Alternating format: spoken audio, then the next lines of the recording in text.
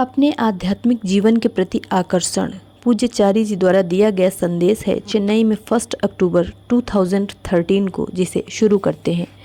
काश हमने चीन में काम 15 से 20 वर्ष पहले शुरू कर दिया होता तो तब मैं कुछ चीनी भाषा सीख पाता। अब मैं 86 वर्ष का हूँ और बहुत देर हो चुकी है, परंतु मैं खुश हूँ कि आप लगभग 100 लोग अपने देश पीपल्स रिपब्लिक ऑफ चाइना तथा और दूसरे देशों से यहाँ हैं।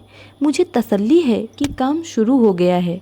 मुझे आशा है कि तुम्हारे देश में आध्यात्मिकता का बहुत विकास होगा। बड़े कामों की शुरुआत सदैव छोटी होती है। बेशक आध्यात्मिक मूल्यों के साथ भी ऐसा ही होगा। मैं एक बार चीन गया था, शंघाई में।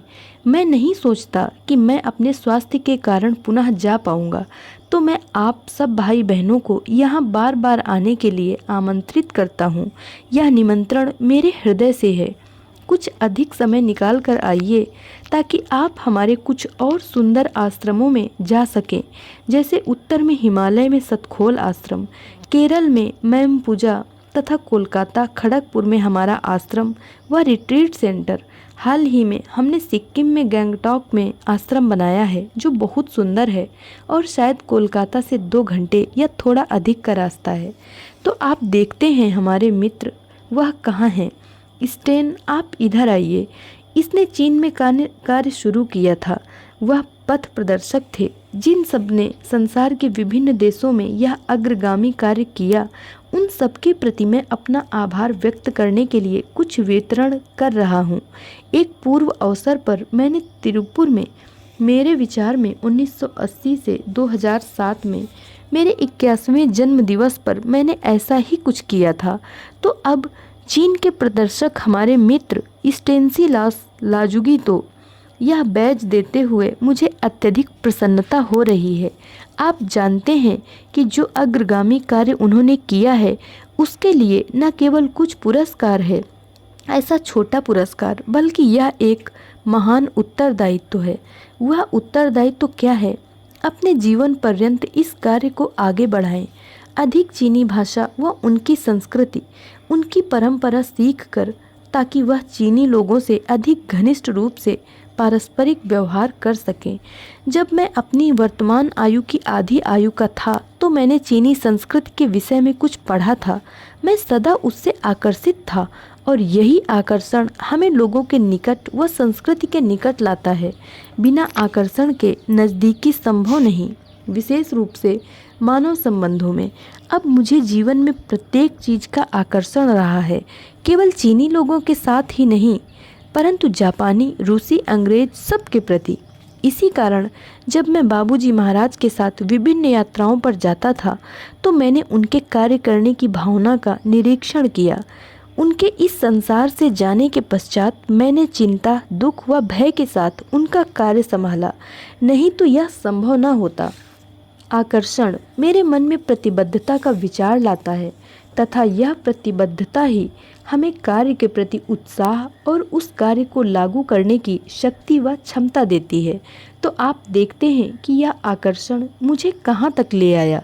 मैंने सहज मार्ग में 50 वर्ष पूर्ण किए हैं, नहीं तो यह संभव नहीं होता। मैं आशा करता हूँ आप अपने आध्यात्मिक मूल्यों में, आध्यात्मिक जीवन में इस आकर्षण को ला पाएंगे। केवल एक ऊपरी रुचि या 1-2 वर्ष के लिए एक निष्क्रिय रुचि के रूप में नहीं, वास्तव में यह एक स्त्री और पुरुष के बीच में विवाह की भांति होना चाहिए, जहां एक दूसरे के प्रति आकर्षण होता है। आप सब जानते हैं प्रेम क्या है। मैं स्वयं को इतना प्रेम करता हूँ कि मेरा आंतरिक जीवन से इतना आकर्षण हो कि वह मेरे जीवन में प्रथम स्थान पर हो, प्रथम अभिरुचि हो। सांसारिक रुचियों के आकर्षण अनेक हैं, परंतु यह स्वयं के प्रति आकर्षण सरल नहीं है, दुर्लभ है। तो मैं आज और कुछ नहीं कहना चाहता, क्योंकि आज तो हम सेमिनार आरंभ कर रहे हैं, परंतु मैं आप सबसे प्रार्थना करता हूँ कि मैंने जो कुछ कहा इस पर विचार करें। हम सब बाह्य चीज़ों से आकर्षित होने में सक्षम हैं। हमें वह क्षमता पैदा करनी है कि उसे अंदर अपने हृदय की ओर मोड़ दें और फिर देखिए हृदय के अंदर क्या क्या आश्चर्यप्रद है। और जब यह विकसित हो जाता है फिर आप निश्चय ही अपने देश के विकास को, संसार के विकास को रूप दे सकते हैं। जब हम आध्यात्मिक जीवन पर आते हैं, पहले हम इस शीशे को अंदर घुमाकर स्वयं पर काम करते हैं और जैसे जैसे यह बढ़ता है, विकसित होता है, हम अन्य पर कार्य करते हैं। अन्य अर्थात संसार में सब पर, लोग, पशु पक्षी, पेड़ आदि सब कुछ। इस प्रकार से सहज मार्ग एक सार्वभौमिक पद्धति है। मैं आशा करता हूँ कि अगले कुछ वर्षों में आप अपने अंदर स्वयं पर ध्यान केंद्रित करेंगे। तत्पश्चात आध्यात्मिक जीवन में तीव्र प्रगति होगी। मैं आप सबके लिए प्रार्थना करता हूँ। हम सब लोग मांगने के लिए उत्सुक होते हैं, लेकिन क्या मांगना है यह हम नहीं जानते, क्योंकि हमारा भला किसमें है यह हमें मालूम नहीं। इस विषय में हमारी हालत एक अबोध बालक की तरह ही होती है। नरेंद्र ने काली माता से, अर्जुन ने अपने सखा से, सुदामा ने अपने परम प्रिय मित्र से क्या मांगा था। इसके विपरीत ऋषियों ने, राजाओं ने कठोर तप करके ईश्वर से, कुंती ने सूर्य देव से क्या मांगा था। कुछ शस्त्र, कुछ अस्त्र, कुछ निम्न स्तर की शक्तियाँ, उनसे उनका क्या लाभ हुआ। उसी वरदान ने उनका अंत कर दिया या उनको दुख दिया। इसलिए हमारे गुरुदेव बार बार चेतावनी देते हैं कि मांगने के लिए भी बुद्धिमानी की ज़रूरत है। ईश्वर से उसको छोड़ के जो कुछ भी मांगोगे वह गलत होगा। वह तो तुम्हारी इच्छा ज़रूर पूरी करता है, परंतु तुम मुसीबत में फंस ही जाओगे, पछताओगे। यह ज़रूर ध्यान में रखिए कि आज जो कुछ भी हमारे पास है वह सब हमने अपने भूतकाल में कभी न कभी, कहीं न कहीं मांगा ही था। द्रौपदी को जब माता कुंती ने अनजाने में एक भिक्षा की वस्तु समझ के बिना बाहर जाकर देखे अंदर से ही पांचों भाइयों को उसे आपस में बांट लेने को कहा, तो सब पांडव परेशान हो गए। वह माता को बुला के शिकायत करने लगे कि यह कैसा अनर्थ हो गया। लेकिन धर्मराज युधिष्ठिर बड़े समझदार थे। वे कहते हैं, जब माता कुंती को वाणी से यह आया है तो जरूर विधि का विधान हो सकता है, परंतु जब उनका समाधान नहीं होता तो वहाँ कृष्ण भगवान आते हैं। वे कहते हैं कि इसका उत्तर केवल द्रौपदी ही जानती है। द्रौपदी को वे स्मरण कराते हैं कि उसने कठोर तपस्या करके शंकर जी से क्या मांगा था। उसने ऐसा वरदान मांगा था जिसके फलस्वरूप उसे ऐसे पति मिले जो हाथी से भी बलवान हो, पुरुषों में सबसे सुंदर हो, न्यायी हो, धनुर्धर हो, शांत स्वभाव का हो। तो ईश्वर ने सोचा यह सब तो एक ही पुरुष में होना नामुमकिन है, तो उन्होंने तथास्तु कह दिया। उसके परिणाम स्वरूप उसे इन सभी गुणों से युक्त 5 पति मिले। हमारी सहज मार्ग की प्रार्थना हमको चेतावनी देती है कि कुछ भी इच्छा मत रखो, वह तुम्हारे कल्याण की बात नहीं है। ईश्वर ने ऐसा नियम बनाया है कि जिसको जिस चीज़ की इच्छा हुई वह उसका कर्म बंधन हो जाता है और उसे वह वस्तु प्राप्त होती है। इसलिए इच्छा से बचना है तो आज हमारे पास जो भी है वह हमारा ही कर्म है, इसलिए उसको स्वीकार करो, उसका सही उपयोग करो और इस गलती को न दोहराने में ही हमारा कल्याण है।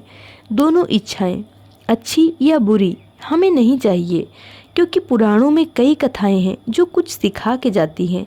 परमात्मा जब वामन अवतार में राजा बलि को पाताल में भेजने के लिए जाते हैं तो इस छोटे मोहक बालक को देख के राजा बलि की पत्नी के मन में इच्छा होती है कि काश मुझे ऐसा सुंदर बालक प्राप्त होता तो मैं उसे प्यार से दूध पिलाती।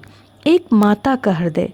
परंतु जब उसे यह पता चलता है कि वह बालक उसके पति का वध करने आया है तो फिर उसके मन में उस बालक को मार डालने का विचार आता है।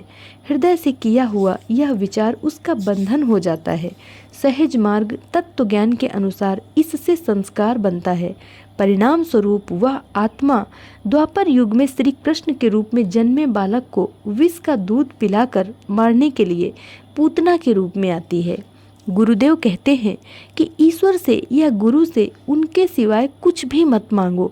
अगर पूरी सृष्टि भी उन्होंने दी और स्वयं को तुमसे बचा लिया तो वह कुल सृष्टि हमारे कुछ काम की नहीं होगी। उसमें हम भटक जाते हैं, विनाश की तरफ दौड़ पड़ते हैं।